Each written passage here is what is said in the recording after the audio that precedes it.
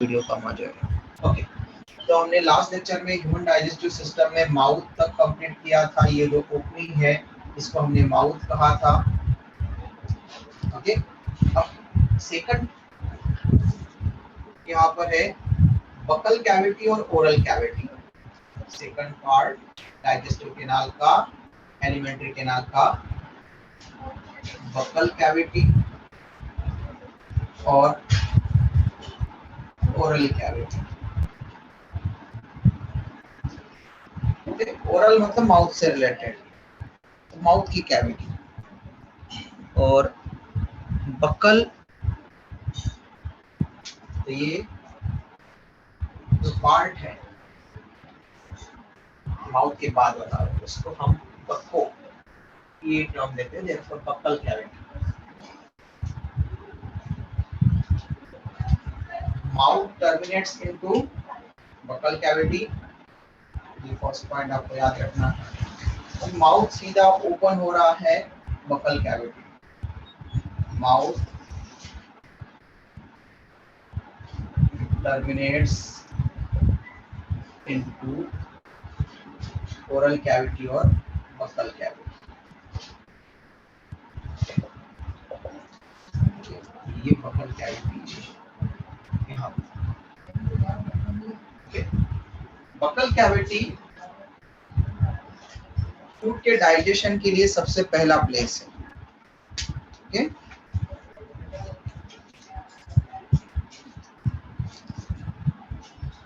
is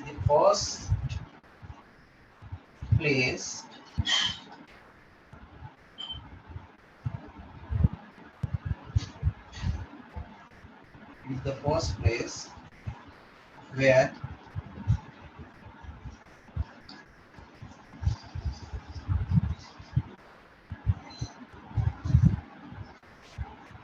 physico-biochemical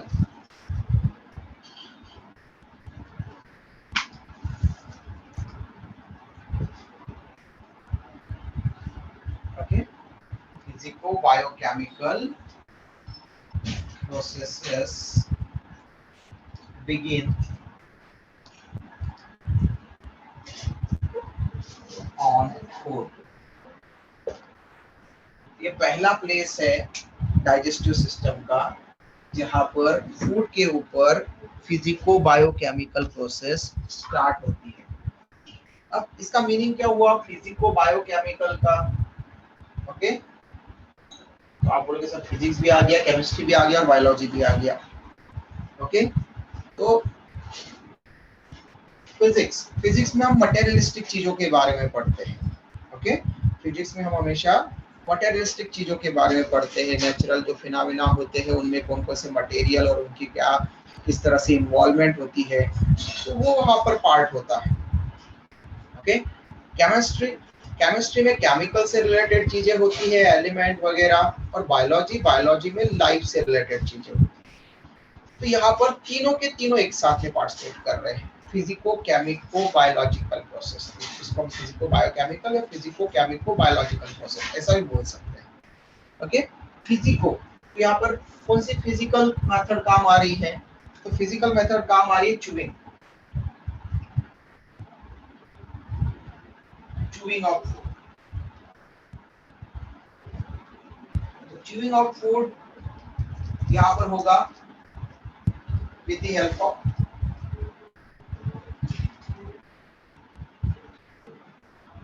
किसकी help से chewing करते हैं हम फूड का? यस, आप च्यूइंग कैसे करते हो? कौन सा part? Teeth. Okay, by the help of teeth, है ना। हमारे फूड को च्यूइंग करने के लिए टीथ काम आते हैं ना। अगर किसी के पूरे दांत टूट गए हो तो उसको आप वहां पर उसको पूरा या तो जूस वगैरह ही खाएगा वो, या फिर पूरा पानी पानी जैसा पूरा कुछ लिक्विड टाइट देना पड़ेगी उसको। ओके, तो टीथ च्यूइंग के लिए जरूरी होते हैं, और ये सरफेस एरिया बढ़ाते हैं। तो मैकेनिकल प्रेशर वहां पर दे रहे हैं और सरफेस एरिया बढ़ा रहे हैं फूड का। ये दो काम करवाते हैं टीथ फूड को चूइंग करके। इसमें दो मेथड आ जाती है चूइंग में।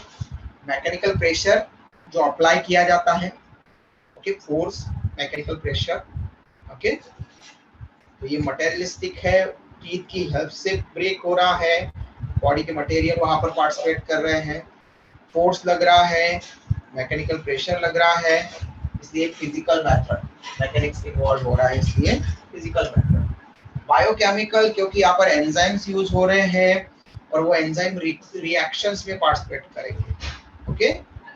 तो इसलिए बायोकेमिकल रिएक्शंस में पार्टिसिपेट करेंगे, लार्ज कॉम्प्लेक्स मॉलिक्यूल्स को ब्रेक करने के लिए वहां पर पार्टिसिपेट करेंगे स्मॉल मॉलिक्यूल्स में, और इसके लिए एंजाइम्स इन्वॉल्व हैं। मतलब एंजाइम्स ओनली लिविंग बीइंग्स में मिलते हैं, नेचुरली बनते हैं ओनली।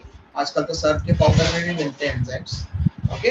लेकिन वो सर्फ के पाउडर वाले जो रीन वगैरह वाले एंजाइम्स बताते हैं वो किसी लिविंग बीइंग से या लिविंग एक्सट्रैक्ट से उन्होंने निकाले हैं, आइसोलेट किए हैं, उनका प्रोडक्शन करके प्रॉपर मिनी रेप्लिका बना करके उनको आइसोलेट करके फिर उसमें डालते हैं, ओके। ऐसा बाहर नहीं बनते एंजाइम्स, ऐसे बाहर नहीं पड़े रह सकते, लिविंग सेल के अंदर ही बनते हैं। Metabolic reaction only living beings में चलती है और उसमें पार्टिसिपेट करते हैं। तो रिएक्शन के ऊपर पार्टिसिपेट करेंगे, केमिकल के ऊपर पार्टिसिपेट करेंगे, इसलिए केमिकल प्रोसेस, और एंजाइम्स तो वहां पर पार्टिसिपेट करेंगे, इसलिए बायोकेमिकल प्रोसेस। इसलिए हम कहते हैं फिजिको बायोकेमिकल प्रोसेस है वो, ओके, फिजिको बायोकेमिकल प्रोसेस। मेरे माउथ से ओवरलैप हो रहा है कि ठीक है, ओके। तो फिजिकल, इसमें दोनों आ गई वहां पर methods, mechanics and surface area बढ़ाना। बायोकेमिकल मतलब रिएक्शंस और एंजाइम्स यहाँ पर, तो ये सब यहाँ पर है, क्योंकि यहाँ पर बायोकेमिकल प्रोसेस के लिए सलाइवा निकलेगा, सलाइवा आएगा, सलाइवरी जूस या सलाइवा बोलते हैं उसको, जो डाइजेशन के लिए माउथ में आता है, ओके। तो इसमें सलाइवा में मेनी एंजाइम्स होते हैं। तो बकल कैविटी में यहाँ पर कैसे होती है सलाइवा की एक्शन? तो सलाइवा फूड के साथ में मिक्सिंग करता है, सलाइवा का टंग, ओके। तो यहाँ पर एंजाइम्स है, वो मिक्स होना चाहिए, इसलिए उस प्रोसेस को हम बोलते हैं मास्टिकेशन, मास्टिकेशन ऑफ फूड, मतलब फूड के साथ में अच्छे से सलाइवा का मिक्सिंग, ओके। मास्टिकेशन का मीनिंग क्या हो जाएगा? Mixing of saliva along with food, mixing of saliva, saliva को मिक्स करेंगे फूड के साथ में, अच्छी तरह से मिक्सिंग होगा, उसको हम बोलेंगे मास्टिकेशन, ओके। लेकिन किसकी हेल्प से होगा? मास्टिकेशन के लिए कौन पार्टिसिपेट करेगा? With the help of oral cavity में कौन सा और एक पार्ट है ऐसा कि जो सलाइवा को फूड के साथ में अच्छे से मिक्स करता है? Tongue. Good, with the help of tongue. तो इस तरह से हमें ये भी पता चल जाता है इस प्रोसेस को डिफाइन करते समय, एक्सप्लेन करते समय, कि दो पार्ट्स हमारे बकल कैविटी में, ओरल कैविटी में होते हैं, टीथ एंड टंग, ओके। यहाँ तक किसी को कोई डाउट है तो पूछ सकता है, स्क्रीनशॉट ले लो बेटा तब तक जल्दी से।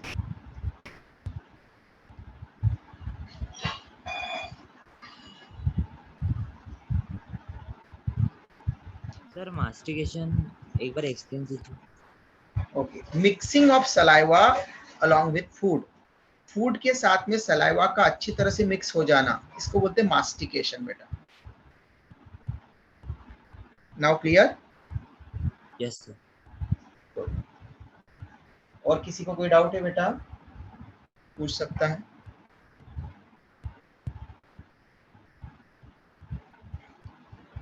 स्क्रीनशॉट हो गया बेटा?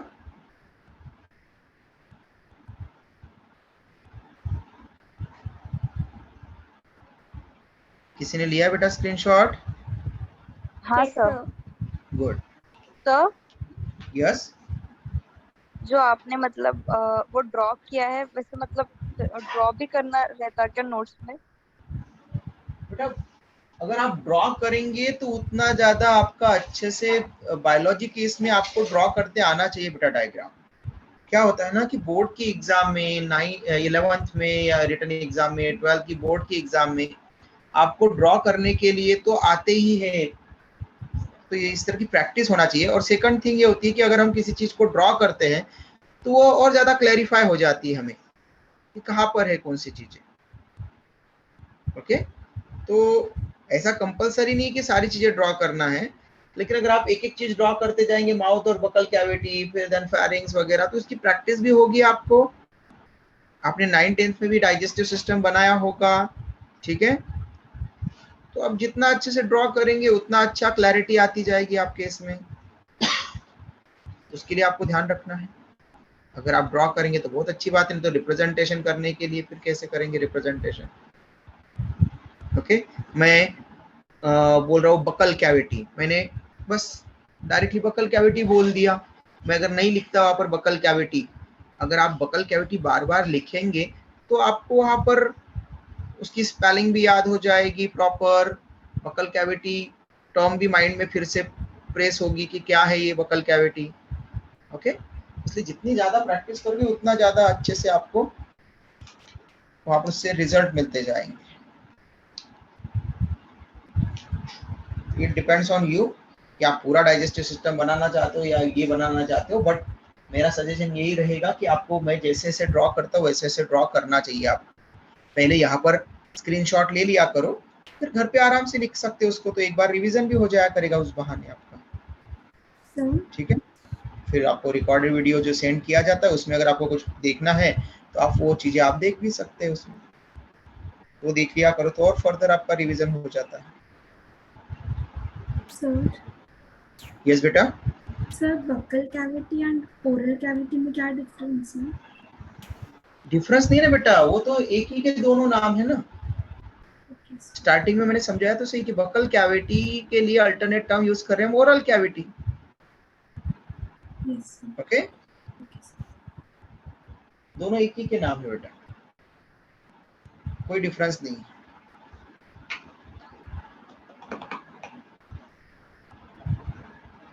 ओके चलो, हो गया होगा सबका।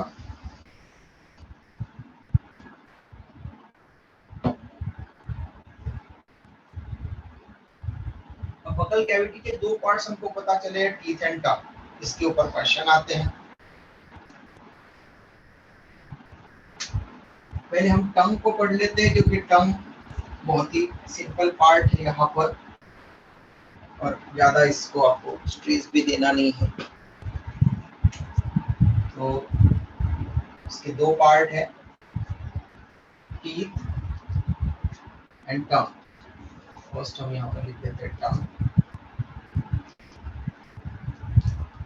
Second teeth.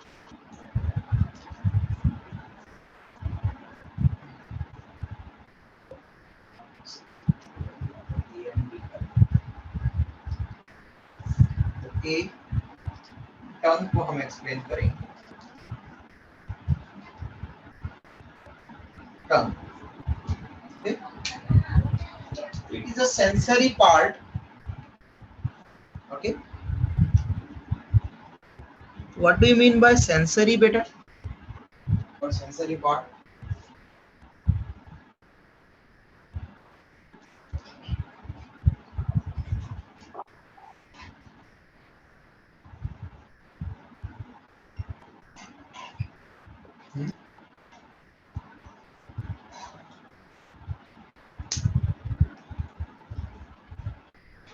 Sensory, what does it mean? कैसे एक्सप्लेन करोगे सेंसरी इस टर्म को?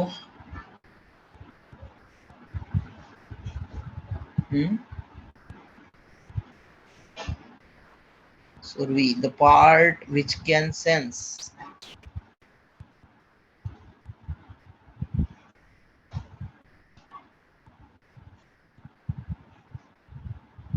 something related to sensation. हाँ, रिलेटेड टू सेंसेस तो है ही, बट उसको एक्सप्लेन भी तो करना चाहिए ना। हाँ, सुरभि ने आगे मैसेज भेजा है, टंग कैन सेंस टेस्ट।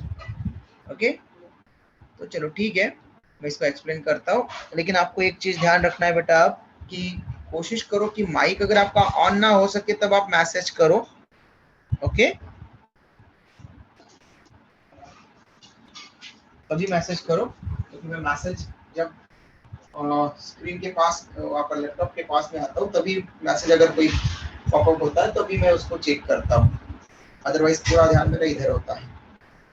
ओके, इसलिए ध्यान रखो कि अगर आप माइक ऑन कर सकते हो तो माइक में बोलो तो ज़्यादा अच्छा। अगर माइक की कोई प्रॉब्लम है तो आप वहाँ पर मैसेज कर सकते हैं, तो जब मैं वहाँ पर आऊँगा तब मैसेज चेक करो, अदरवाइज नहीं करना। तो टंग सेंसरी पार्ट है। ओके, तो सेंसरी का मतलब है कि ये किसी तरह का, किसी चीजों का स्टिमुलस को रिसीव करेगा। ओके, किसी तरह के स्टिमुलस को रिसीव करेगा और उसके अकॉर्डिंग कोई रिफ्लेक्सेस शो करेगा, कोई एक्शन शो करेगा, या फिर हमारे ब्रेन के थ्रू कोई एक्सप्रेशंस वहां पर देगा।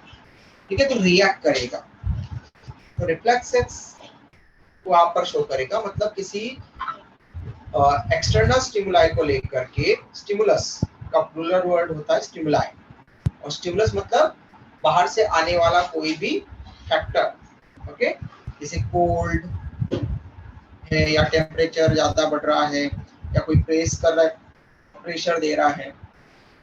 ओके, कोई ऑर्डर, खुशबू या बदबू हमको वहां पर आ रही है। ठीक है, कोई चीज मीठी है, कड़वी है, फीकी है, तीखी है, ओके, खट्टी है, तो ये पता चल रहा है। तो ये सारे फैक्टर्स, इनको बोलते हैं हम सेंस। ओके, बाहर से हमारे कांटेक्ट में आने वाले जो भी फैक्टर्स होते हैं उनको हम बोलते हैं एक्सटर्नल स्टिमुलस, मीनिंग को स्टिमुलाई, एक्सटर्नल स्टिमुलाई। जो एक्सटर्नल स्टिमुलाई के अगेंस्ट रिफ्लेक्सेस शो करते हैं, उन स्ट्रक्चर या ऑर्गन या पार्ट्स को हम सेंस ऑर्गन या सेंसरी पार्ट्स बोलते हैं। टंग भी हम बोल रहे हैं कि एक सेंसरी पार्ट है, मतलब ये किसी बाहर के किसी चीजों के को रिसीव करते होंगे उस स्टिमुलाई को, और फिर उसके अकॉर्डिंग कोई रिफ्लेक्सेस शो करते होंगे। ये टेस्ट को रिसीव करते हैं सेंसरी पार्ट या sensory organ. Pursue, it pursues taste, ये टेस्ट को परस्यू करती है। Okay,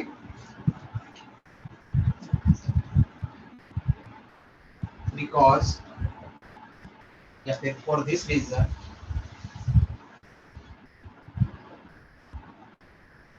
this reason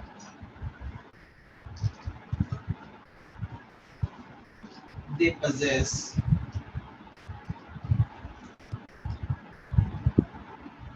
taste buds। इसके लिए उनके पास में क्या होती है, टेस्ट बर्ड्स, और टेस्ट बर्ड्स को एक और टर्म हम देते हैं लिंगुअल पैपेली।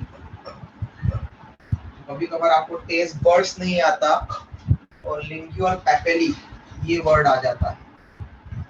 ओके, अब हमेशा ध्यान रखो, पैपेली जब जहां पर भी आएगा, पैपेली बर्ड्स को रिप्रेजेंट करेगा। ओके, फिर वो कहाँ की बर्ड है, तो वो जो पहला वाला वर्ड है वो रिप्रेजेंट करेगा।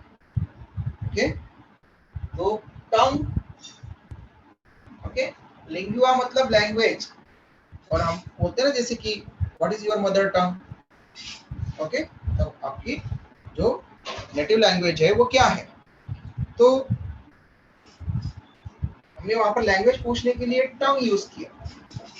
ओके, है ना, what is your mother tongue, तो मतलब वो लैंग्वेज पूछ रहा है कि तुम्हारी लोकल लैंग्वेज क्या है, तुम्हारी नेटिव लैंग्वेज क्या है, तुम कौन सी लैंग्वेज शुरुआत से बचपन से बोलते आए।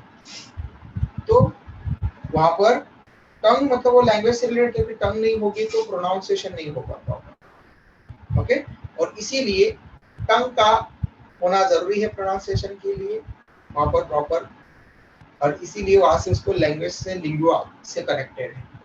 इसलिए टंग पर जो टेस्ट बर्ड्स है, पैपेली है, इनको लिंगुअल पैपेली कहते हैं।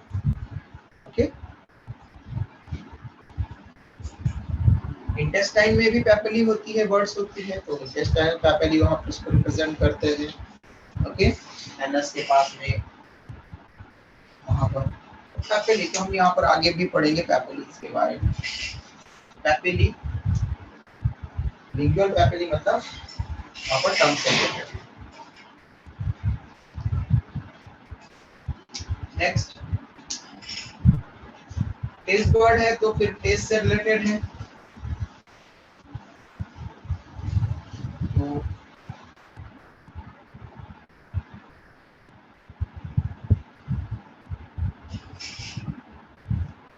ओके, अगर हम इंसर्ट वहां पर टंग को ड्रॉ करते हैं,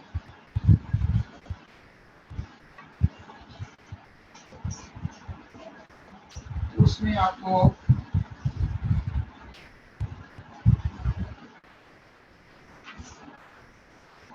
इस तरह का स्ट्रक्चर दिखता है, जिसमें कि एक पॉइंटेड एंड है। जो पॉइंटेड एंड होता है वो टिप होता है टंग का, टिप ऑफ टंग। ओके, और जो बेसल पार्ट है, लेटर पोस्टीरियर पार्ट है, वो थोड़ा वाइड होता है। इस पर टेस्ट बर्ड से, सो मेरी टेस्ट बर्ड्स होती है यहाँ पर। हम उसको अभी पूरा कोई रिप्रेजेंट करने की जरूरत नहीं है। पहले टेस्ट बर्ड के टाइप्स भी आते थे आपको एग्जाम, ओके, लेकिन अब वहाँ पर जो 4 टाइप की टेस्ट बर्ड्स होती है, जिसमें से 3 टाइप की टेस्ट बर्ड्स टेस्ट परसीव करती है।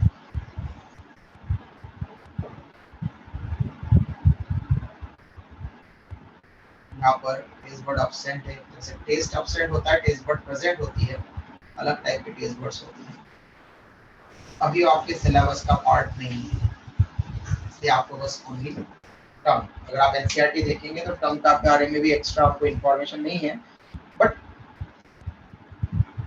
ये कंसीडर किया जाता है कि आप साइंस के स्टूडेंट हैं, टीथ के बारे में पढ़ रहे हैं, तो टंग आपके पास में दिख रही है, तो टंग भी आप वहां पर पढ़ सकते हैं। नेक्स्ट, टंग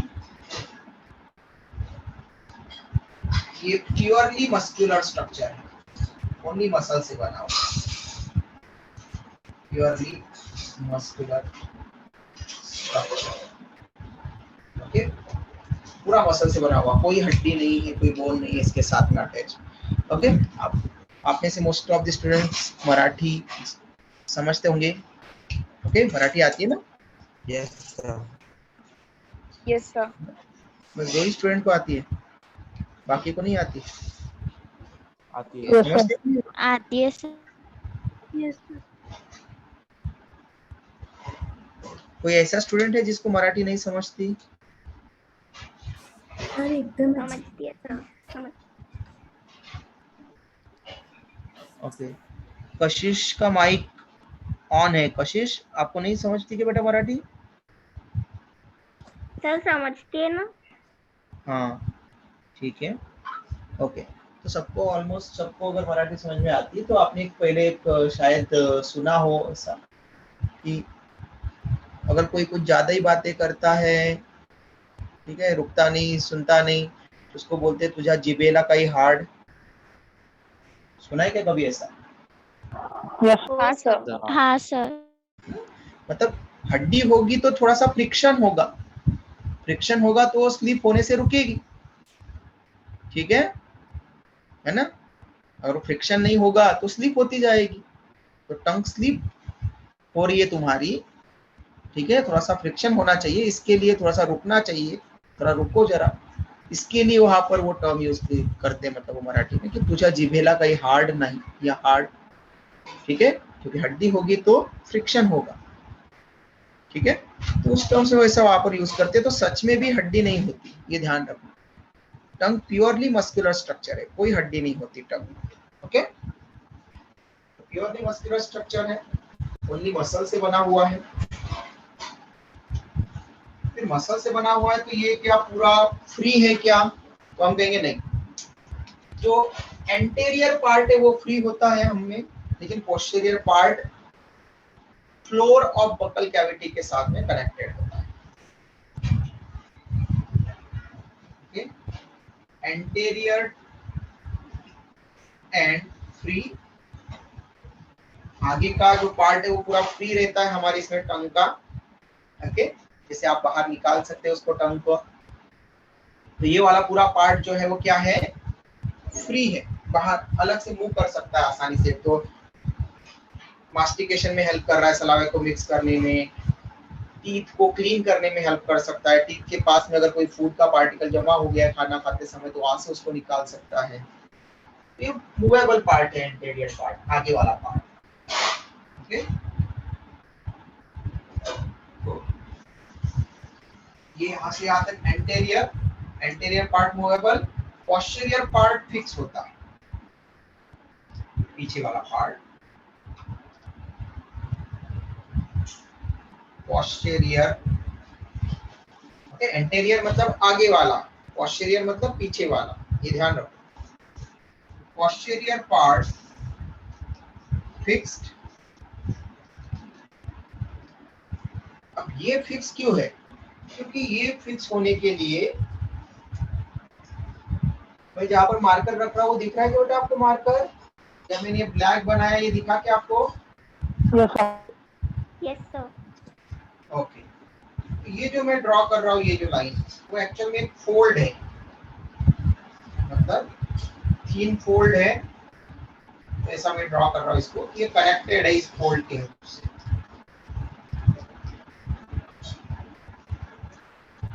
ओके, तो हमारी टंग पीछे की तरफ इस फोल्ड की हेल्प से, स्किन लाइक जो है वहां पर मेम्ब्रेनस फोल्ड है,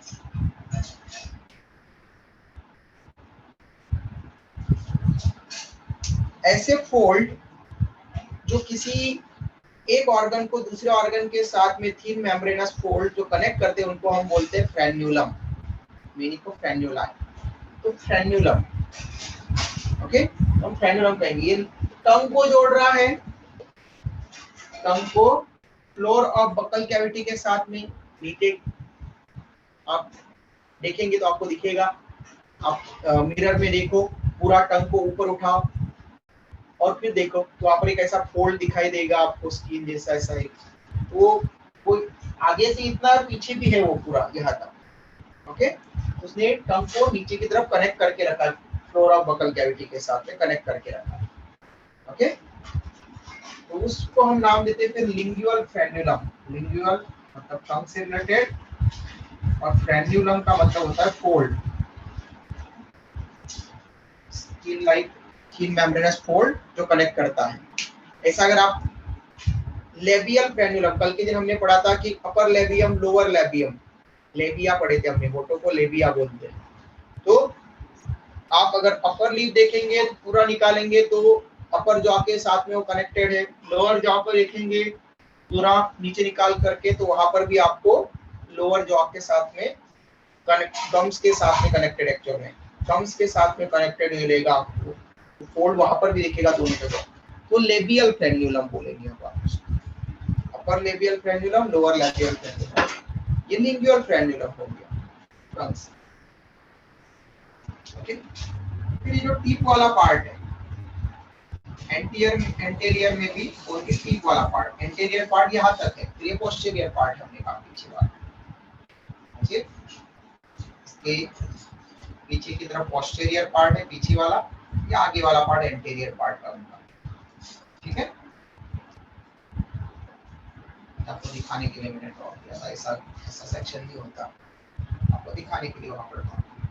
एंटीरियर में भी हम यहाँ पर बात करेंगे कि ओनली जो टिप वाला रीजन है यहाँ से लेकर यहाँ, ये स्वीट टेस्ट को परसीव करता है।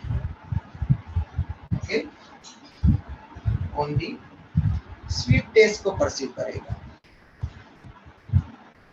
मीठा। इसका मतलब ये नहीं कि आप मीठा खाना यहीं पर आता है, आप मीठा खाना टंग पर कहीं पर भी रखो, उसका मेल्ट होकर के सलाइवा के साथ में मिक्स होकर के वो यहाँ पर आएगा और आपको टेस्ट बताएगा। अगर आपने शुगर का कोई क्रिस्टल यहाँ पर रख दिया जबरदस्ती और वो अभी मेल्ट नहीं हो रहा है तो आपको पहले टेस्ट नहीं देगा, लेकिन जैसे ही वो सलाइवा के साथ में मिक्स होगा तो सलाइवा और हमारा बॉडी का टेम्परेचर 37 डिग्री सेल्सियस, उसके कारण वो थोड़ा सा मेल्ट होकर के उसका पार्ट यहाँ पर जैसे आएगा सलाइवा से, ठीक है, किसी भी वे में यहाँ पर जैसे आएगा तो वैसे उसका टेस्ट फिर वो परसीव करने लग जाएगा, मीठा टेस्ट वहां पर लगने लग जाएगा। एंटीरियर टीप वाला पार्ट, ओके, ये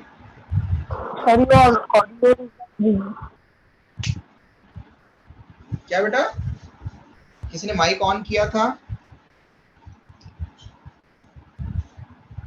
कोई कुछ पूछना चाह रहा है, जल्दी से पूछो बेटा।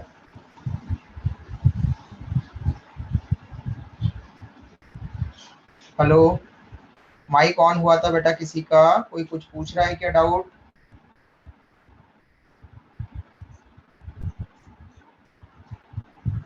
बिना हेजिटेशन के डाउट पूछा करो बेटा, कोई इशू नहीं है। देन ये जो पार्ट है, ये एंटेरियर पार्ट यहाँ तक था, तो एंटेरियर पार्ट का ही पोर्शन है, बट लेटरली साइड वाइज है, इसलिए इसको लेटरल, एंटेरियो लेटरल पार्ट बोलेंगे। ये पार्ट हो जाएंगे एंटेरियो लेटरल। ओके, ये भी एंटेरियो लेटरल, दोनों पार्ट एंटेरियो लेटरल। तो anterio lateral part of tongue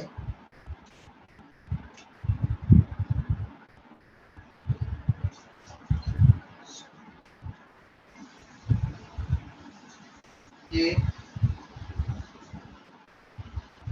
salty taste को परसीव करते हैं। ओके, सॉल्टी टेस्ट को परसीव करें।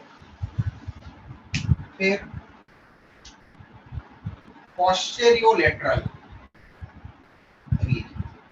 पोस्टेरियर और लेटरल पार्ट, हाँ ये हो जाएगा posterio lateral part of tongue. Okay, तो पोस्टेरियो लेटरल पार्ट ये खट्टे खाने के लिए, सॉल्ट टेस्ट के लिए यहाँ पर होते हैं। खट्टा खाना जो होता है ना, उसको खट्टे को ऊपर, खट्टा का टेस्ट आपको यहाँ से पता चलता है। ओके, और ये जो लेटर पार्ट यहाँ पर है पोस्टेरियर, पूरा पीछे का, ये पूरा पीछे का पार्ट पोस्टेरियर पार्ट, ये बिटर टेस्ट के लिए, कड़वा। ओके,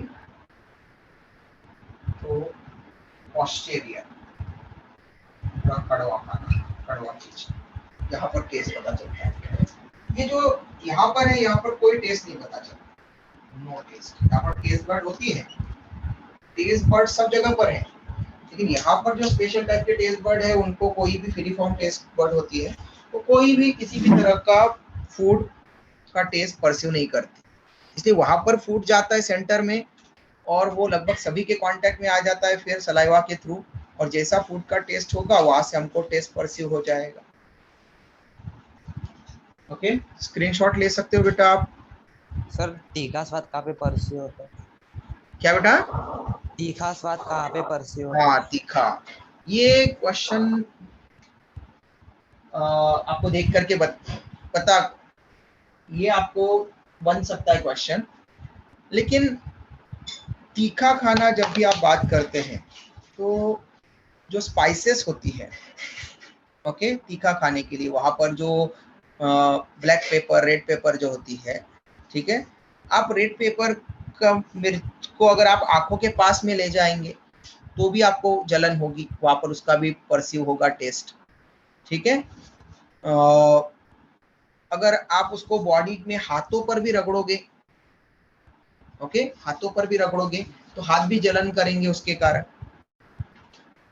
ओके, तो ये स्टिमुलेंट है एक तरह का, ये सबसे मतलब यहाँ पर ये इतना पावरफुल स्टिमुलेंट है कि ये कहीं पर भी परसीव हो जाएगा, बॉडी के किसी पार्ट में भी, आप वुंड हुआ है किसी को, उसमें आप मिर्च डाल दो,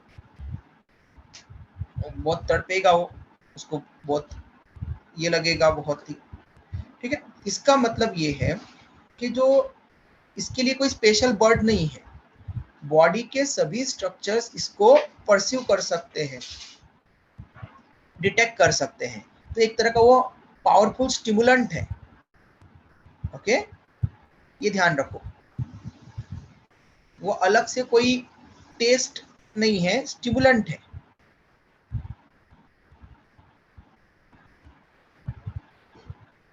तो इसलिए टंग के किसी भी पार्ट पर रखोगे, इवन अगर आपने होठों पर रखा तो भी पता चल जाएगा, उसमें टंग की कोई जरूरत ही नहीं है। ओके, तो रेड चिली पेपर को आप अगर रख करके देखना, अपने आप पता चल जाएगा कि उसका टेस्ट टंग पर ही नहीं, हमारी बॉडी के लगभग हर पार्ट्स पर परसीव हो सकता है, क्योंकि वो स्टिमुलेंट है, पावरफुल स्टिमुलेंट है। ओके बेटा, क्लियर? कोई डाउट तो नहीं है? नो। हाँ, इसके लिए हम अलग से नहीं लिखते बेटा वेदांत उसको। स्क्रीनशॉट हो गया बेटा?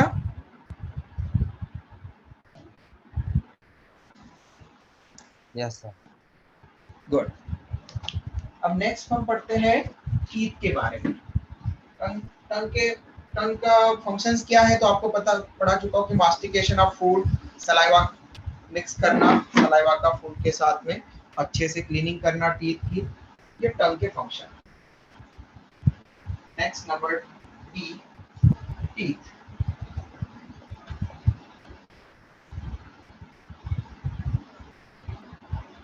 किसी को कोई भी छोटा सा भी डाउट हो, बिना हेजिटेशन के पूछा करो,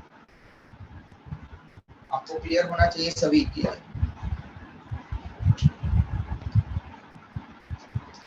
टीथ,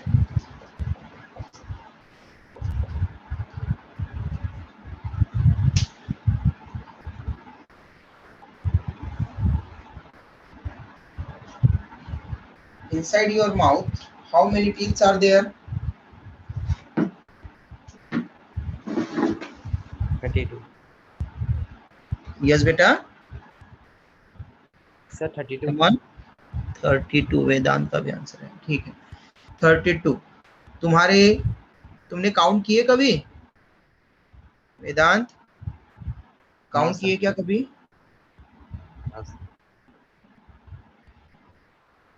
एमन बोल रहा है 29।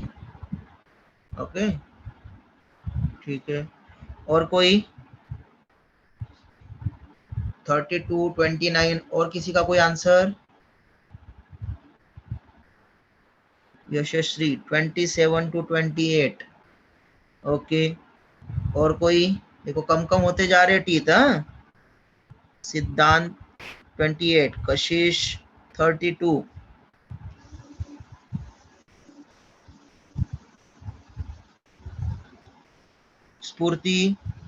स्फूर्ति बेटा बताओ। सर 32। ओके 32। सुरवी ने 24 में भी आंसर है। और कोई? समीक्षा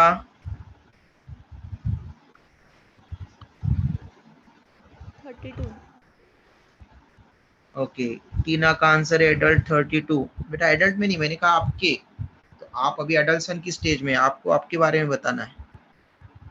सत्यम 32 सत्यम का आंसर। मिताली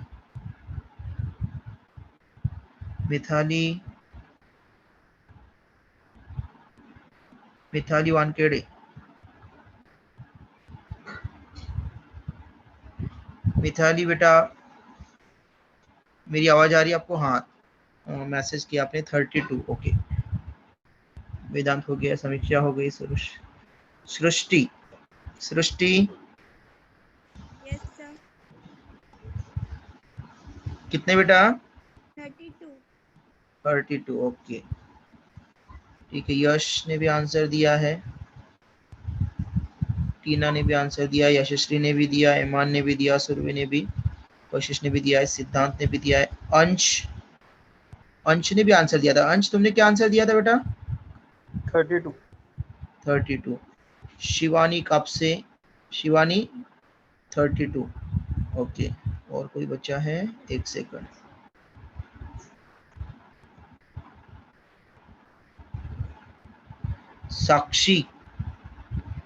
साक्षी बेटा बताओ, आपके पास में कितने टीथ है?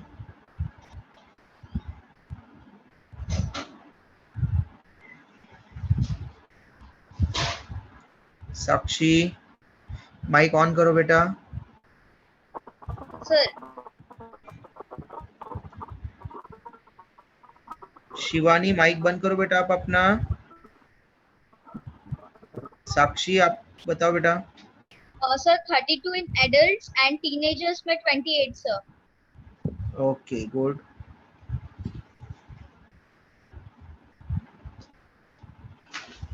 ओके तो आपको ये ध्यान रखना है बेटा। ओके 32 टीथ आप वो जनरली बोलते हो, लेकिन वो 32 टीथ हमेशा सबके पास में नहीं होते।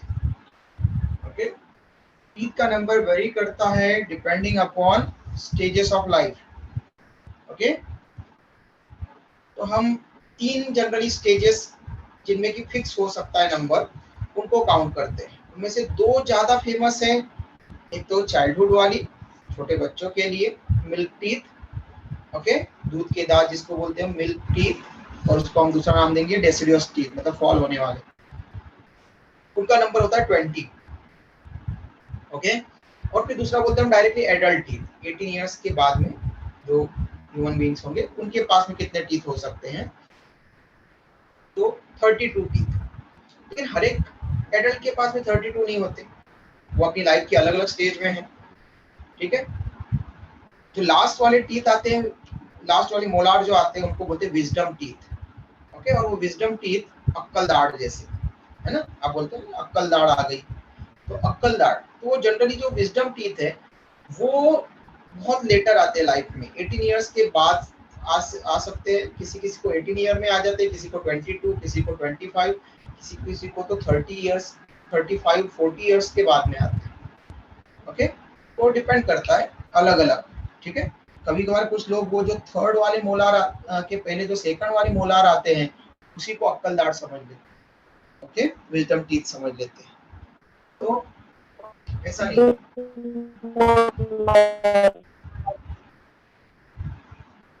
क्या बेटा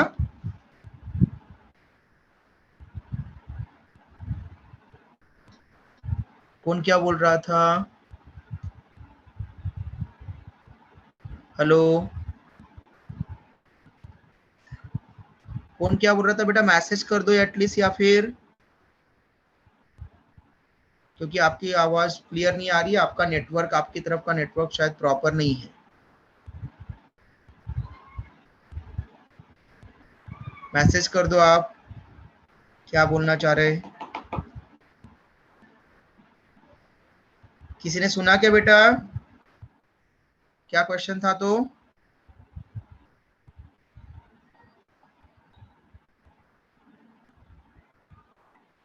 यशस्वी सुना क्या बेटा आपने? क्या क्वेश्चन था? नो सर वॉइस क्लियर नहीं थी।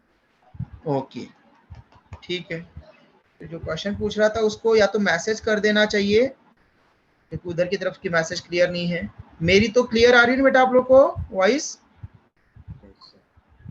हाँ सर क्लियर है। यस ओके बेटा ओके। तो टीथ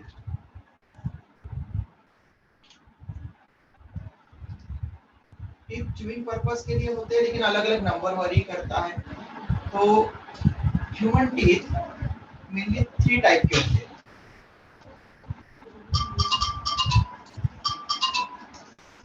ह्यूमन टीथ आर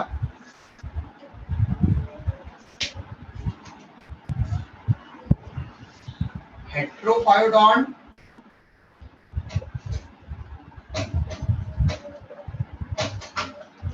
हेट्रोफायोडॉन,